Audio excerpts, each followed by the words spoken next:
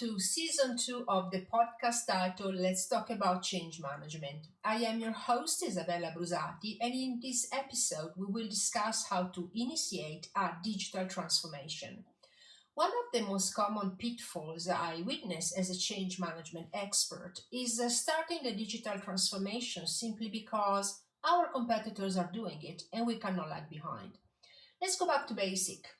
Digital transformations, as well as other disruptive change initiatives, should be linked to the achievement of business benefits, such as improving performance by X% or cutting costs by X%.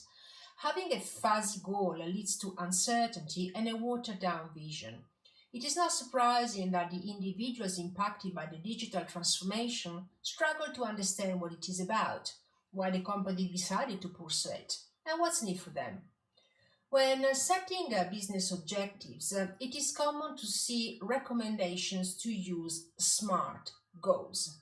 No, don't worry, I'm not going to go there. Instead, I want to share a model developed by IMD, the PRISM Model. Let's have a look at how it works and how you can use it in your organization. P stands for precise. We want to implement AI as we will become the benchmark in our industry. Is not a good goal. It is very, very fuzzy. AI is a trend thrown around left and right, but what does it mean exactly when applied to your organization? What does it mean to become a benchmark? By when? A much better example is we want to increase our revenues by 50% in 5 years by implementing chatbots to handle clients' FAQs. In this example, we have clearly defined a revenue number and a time frame. We should drive the initiative and set the example. If the goals is unrealistic, it is not possible to achieve it. And who is going to pull their weight knowing that they are set up for failure? In fact, the R is for realistic. The goals should be attainable. If the goals are unattainable, the sponsors should push back and highlight the risks, decrease morale, missed deadlines, and general apathy.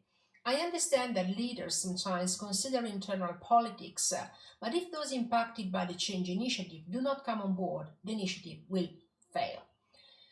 The I is for inclusive. It has to motivate as many impacted people as possible. ProSci, my employer, states that we need to aim at getting the critical mass on board.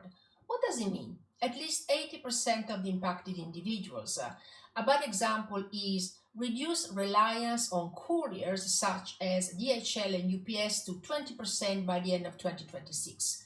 Well, if I work in a team that does not deal with those couriers, it is very likely that this objective will not have any meaning, and therefore I will not work towards it as I do not see the WIFM, so the what's in it for me. The S stands for succinct. Keep the objective straight to the point. If it is too wordy and too long, or if it uses too much jargon, people will not remember it. M stands for measurable. You need to be able to track the progress and determine if you are achieving the ultimate goal. Becoming a benchmark in our industry is not measurable, as it is too vague. How does the organization know if it has achieved its goal or if they are getting close to it? A good example comes from Unilever. Double the turnover while cutting the environmental footprint by half.